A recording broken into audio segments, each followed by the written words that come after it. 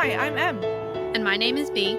And this is Fangirls Anonymous. A quick warning, this podcast is not for kids. We get into some pretty explicit stuff. But if you're still with us and into that, welcome.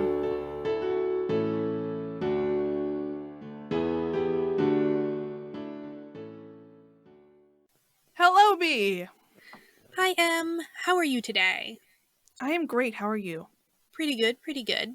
I think we've got an interesting topic here today. Something I think so too. I don't think we've really touched on it before. Definitely not in depth at all. Yeah, it's a vast, shallow sea that we have not dipped our toes in yet. But that from here on out, we might just, if there's something interesting enough or relevant. What are we talking about? We are going to talk about fan studies, which is pretty much what it says on the tin.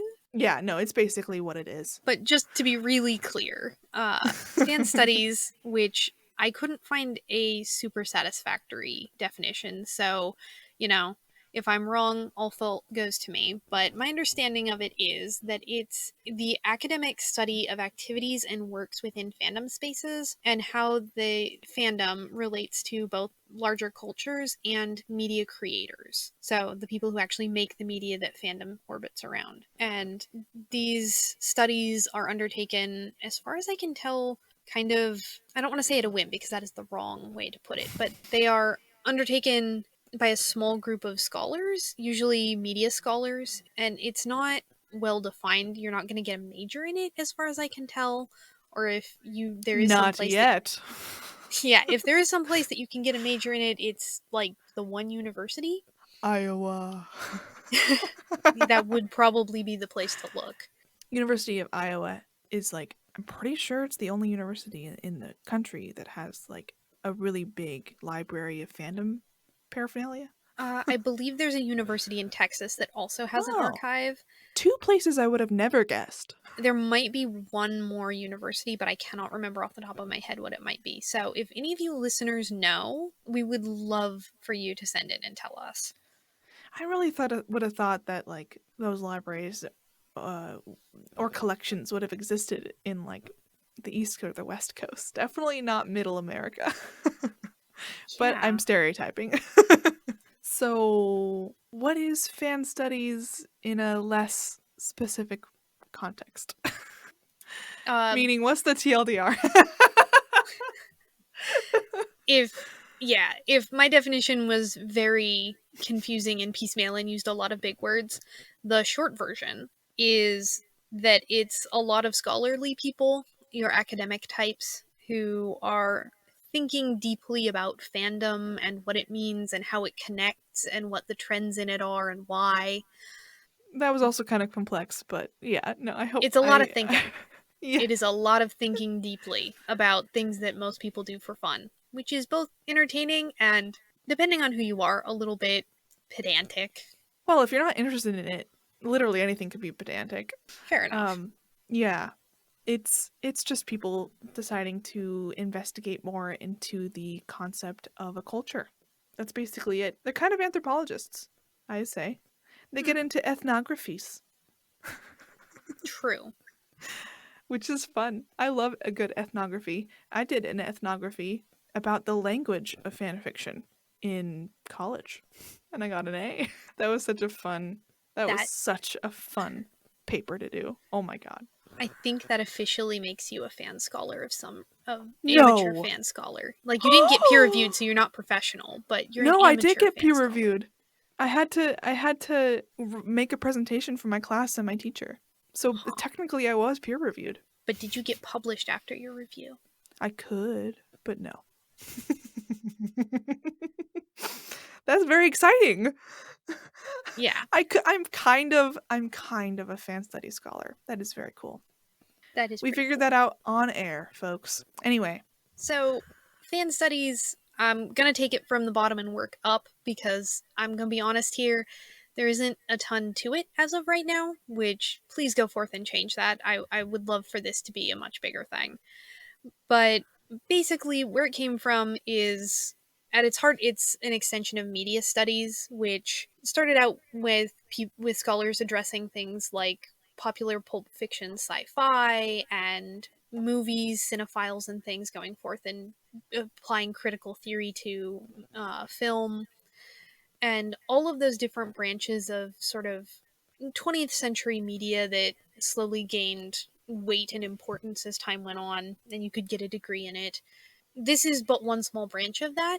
Some of the early stuff that we have that's published that it can pretty surely be placed in the fan studies category is from the 80s and 90s, which honestly wasn't that long ago. It's not a very old branch of study. And when I say 80s and 90s, I mean late 80s at the very best. And there was a handful, like one or two, maybe a couple more. It was kind of a one off thing that people didn't pay a ton of attention to. And unfortunately, that hasn't changed a ton. We've definitely got more prolific scholars and we've gotten more articles and things, which I'll discuss in a minute. But as of 2014, it's still considered sort of undefined. There isn't a core to what people are studying or how they're doing it. There isn't a standardized method for it. It's people going forth and doing their own research in their own way about the things that they care about and going forth and as professionally as they can to kind of set out their results. And that was in 2014. Have we been able to find if that's changed or not? As far as I can tell, it hasn't. 2014 Wow. is about as recent as you can get for people kind of meta commentating on fan studies. Uh, That's kind of sad. it's still young and it's still very small. Small. It is small. When I was researching for that final essay of that class, there really wasn't a lot of empirical studies or research into fan fiction that was before 2014. So maybe there's just been a drop off. I have no idea. I hope there isn't, because it's a really interesting... Actually, there isn't. I personally know somebody that is working on their thesis project, and it is about fan fiction. So that does happen today, which is good. That is a good thing. Yep. Yeah. The study of fan fiction is really interesting. Yeah, it is. And to be completely honest, one of the nice things, in my opinion, and again, amateur in the field, so feel free to disagree if you have superior information to mine, but there's something kind of interesting about having it be less codified in terms of study, because it does mean that there is a lot of reaching out and branching out and trying to figure out what fits best, and also different areas of interest. And it's really cross-disciplinary, because if a media studies major is going to address a issue very differently than a sociologist or somebody who is addressing social media construction, they're all going to have very different approaches to it, but they can all come to fan fiction from these different points of view and get something out of it. Yeah, when you don't have a wealth of information in a certain topic, then it's kind of the wild, wild west. In a very fun way. Yeah. Go forth and do good research somehow. And hopefully you don't get dysentery. Yeah, I will say that I was able to find some really interesting studies about fanfiction. They used the terms slash fiction instead of fanfiction, which goes to show you how kind of older it is. That's kind of a... Wouldn't you say it's a little bit of an antiquated term? It's definitely had some definition drift. Yeah. It means something slightly different now than it did then, probably. Definitely. But there was one specifically that I read that I really liked, and I actually contacted the author to get the article from her. Her name was Catherine Salmon, and Don Simmons, they co-authored. It was called Slash Fiction and Human Mating Psychology, which, fun! I love stuff like that. I think that's just a specific example of a type of study that can exist about fanfiction. It really is the Wild Wild West, though. And it's interesting because that is a very different approach than I think some of the early articles were, which were almost more about the social aspects of fan fiction, because my understanding is that fan studies have gone through some pretty distinct stages of sort of topics of interest. They get thrown around in the very, very early stuff, like the 80s and 90s early stuff. a lot of it was focused on fandom being this, I hesitate to say utopian, but I don't have a better word off the top of my head, social society where you've got your gift exchange and people are doing things for fun and because they want to, and they're putting in a lot of labor of love, but it's not monetized, it's not capitalist, it's a happy-go-lucky little family of people doing what they love, and everything is happy, happy, joy, joy. It's this phase is called the fandom is beautiful phase. In a lot of respects, I think it was there to sort of legitimize fandom as a community space that, hey, look, there are social structures and it is working well and there is a system in place. This ended up, you have your backlash to this, which was people going, okay, it's not all that and a bed of roses. It's not all that in a bag of chips. exactly. It's got problems and there are issues with it. And so there was sort of this drift backwards where instead of talking about it as this beautiful society, you went, okay, let's talk about individual fan experiences and the things that people might encounter in this society and how it works from sort of a boots on the ground level. And how different ecosystems, as it were, interact with the different people inside of them. And that started really hitting its stride in when the internet fandom started becoming a bigger and bigger thing, because suddenly you have access to things like message boards and other written textual records of people interacting, where, at least from a science point of view, you can go, A lot more hey, data. look, let's study this. Yeah, you have access to like crazy amounts of data that you didn't have recorded before. Mm-hmm. So instead of eavesdropping on people at a science fiction convention with a tape recorder, do you like Kirk and Spock? Do you like Kirk and Spock? day 3 of the convention, I venture once more into the wild to observe my prey. Like, yeah, no, you actually have the message boards and things that you can go look at for these conversations. Now, the next couple of phases I'm going to say are a little bit fuzzier to me, because they're a lot more current. They're in the last 15 years.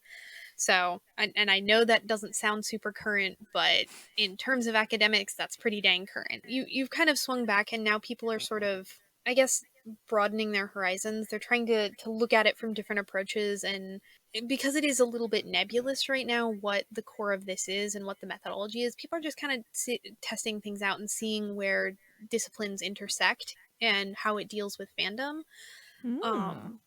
Although you do have something of a focus on this really unique connection between media creators and the fan base, because it's never been like this ever before. So it's a topic of really great interest to scholars, seeing how, for example, on Twitter, a producer or a writer can interact with the people who love their media and how it affects the production of that media or doesn't. It really is a very interesting kind of symbiosis. Oh yeah, some would say a symbiosis that I don't know how to put this. Lately, there have been a lot of TV shows and films that are taking really big tropes and specific ideas even from seemingly fan fiction. I wonder if that's going to be an interesting study, possibly I'm someday. pretty sure that there is 100% somebody who has done a study on the Kripke effect. Like, Ooh, for those of you who do not remember different, way back to our first couple of episodes, there's a term called Kripke, which is a reference to a director, writer on Supernatural, who was known for giving the fans essentially exactly what they wanted. So if you had done something in a fic and then the show after you had written that actually basically went along exactly like what you had in your fic, it was Kripke. the fic itself. Yeah. Yeah. So I'm sure somebody's done a study on that. Kripke is great, and I think that that's fine, but I don't even want to get into the show What If from Disney about Marvel characters. But I think we should have an episode about it because it's ridiculous. I want to punch somebody in the face. It inspires strong emotion. Good. It inspires strong emotion. And I'm sure it has to people who have also noticed. There are literal lines straight from fan fiction in the mouths of those characters in that animated TV show. But whatever.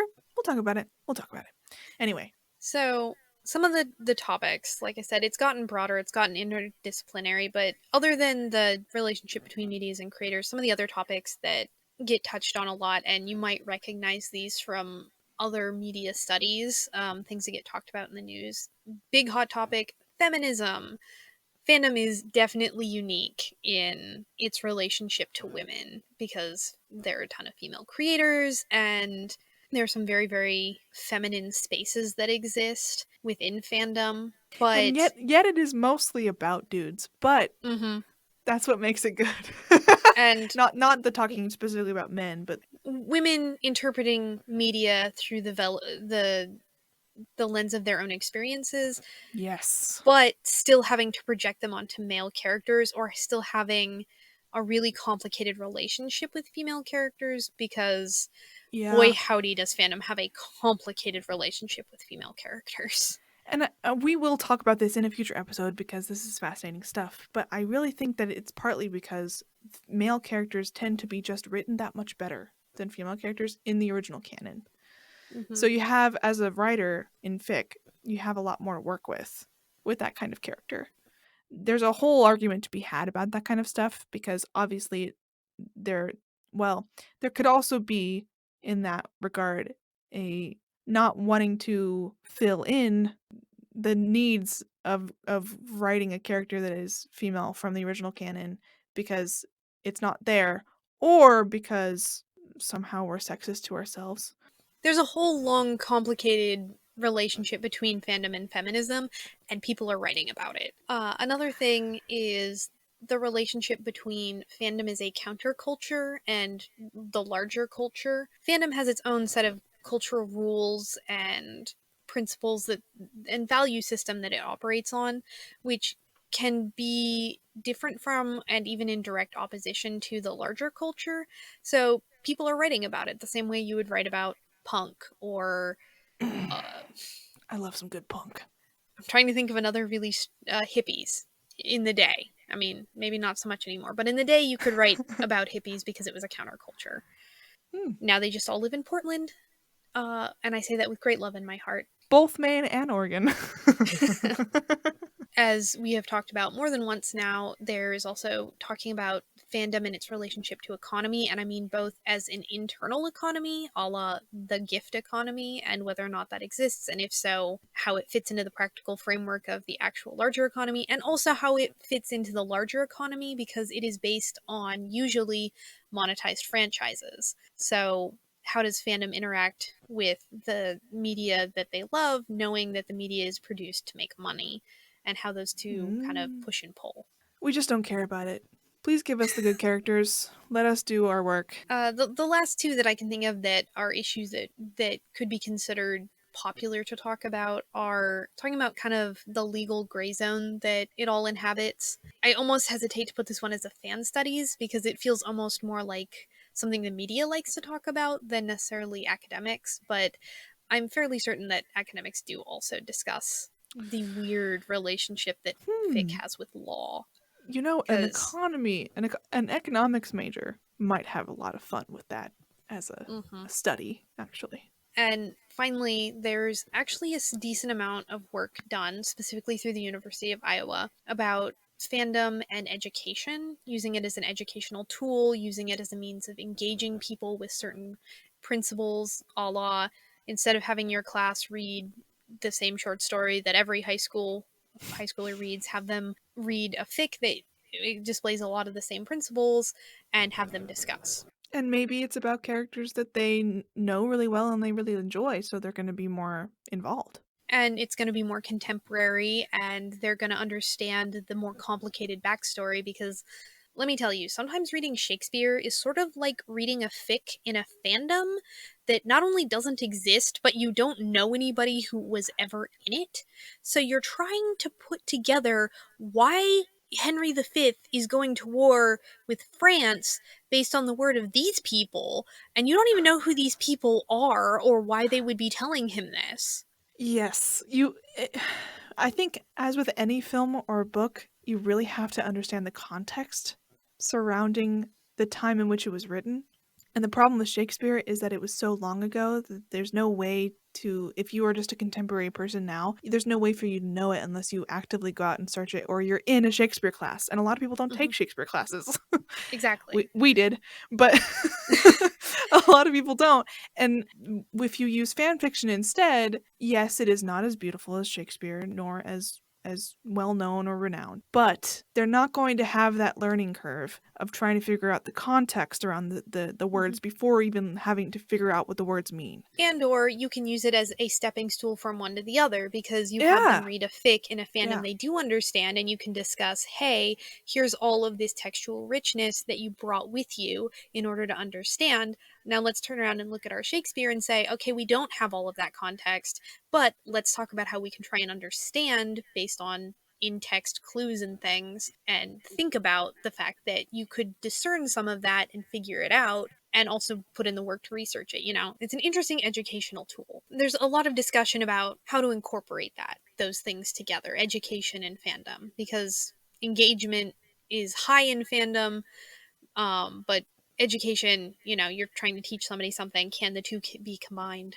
I wish I had a professor that was like, here, read this fic for class. To be Oh perfectly man. fair, there is a fair amount of backlash, at least in the using of fic as educational tools in a very public sense, because Oh yeah.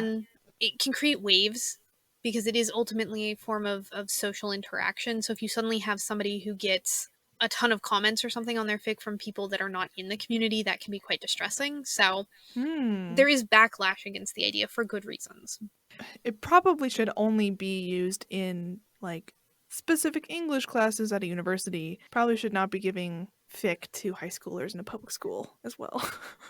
It Just would be because pretty hard to run that by administration anyway. exactly. I, Yes. I Yeah. think it's more along. I think that if there is a line to be walked, it's more like you can take fic as artifact, but you cannot educate people through the social part of it. So don't, Mm. if you're gonna read it, but don't be interacting. As sad as that sounds, like That interact is on your own sad. time if you enjoy it, but don't interact because education. That frustrates True. people. If you love a fic and then you go out and decide to be part of fandom, that's amazing. Because of school. Like if you love a fic because of school, that's great. That's amazing.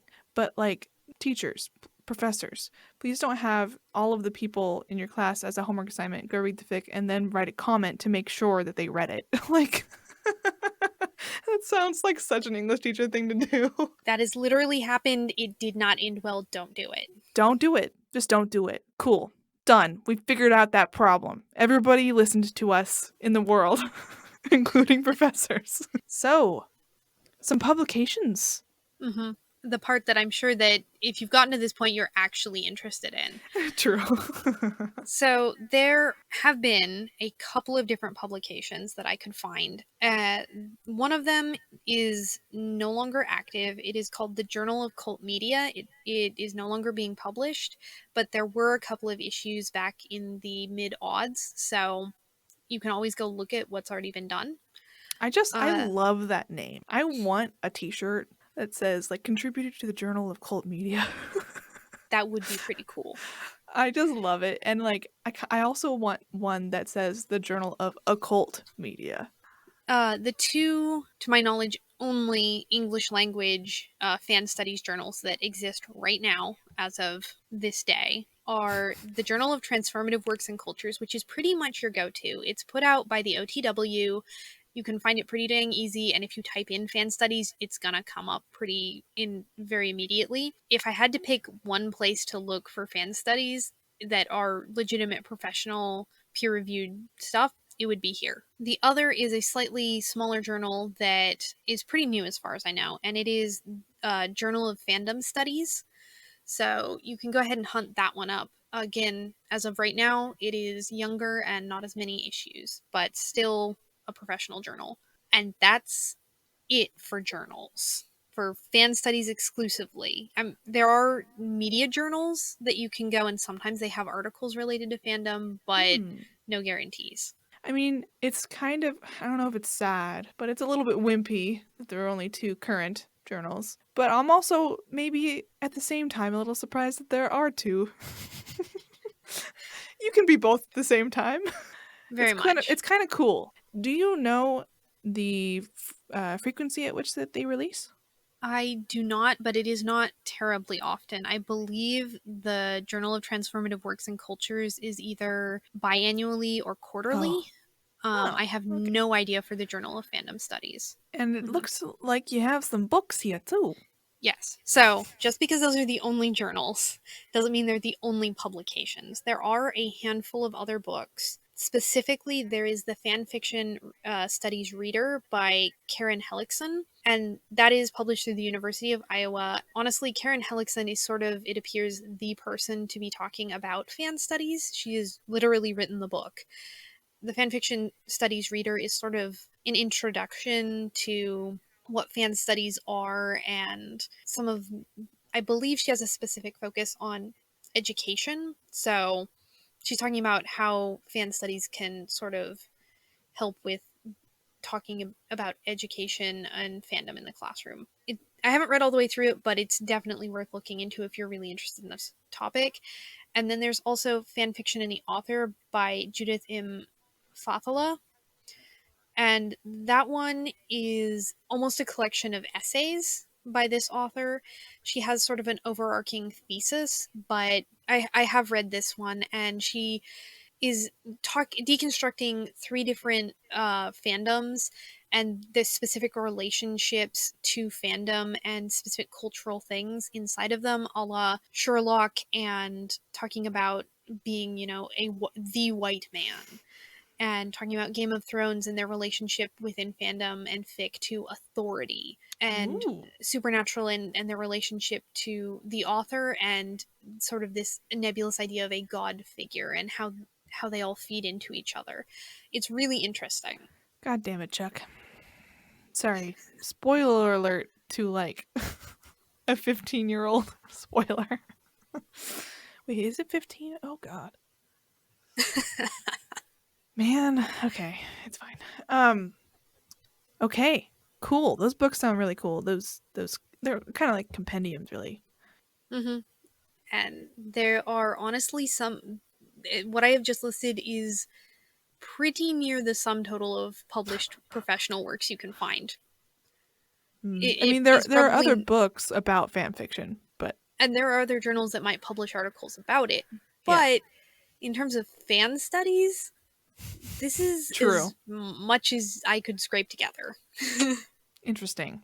Please, if you find another book or another journal or a particularly fascinating study, email us at mandbepresents@gmail.com. The link is in the show notes. We would love to hear about it. Rat Corner! The recs that I have this week, in keeping with our topic, are either to go read an article from the Journal of Transformative Works and Cultures, which has its own site, which we will link down below. It's pretty easy to find. It's pretty easy to find an article. Just find something that the title looks cool that you think would read, and read it.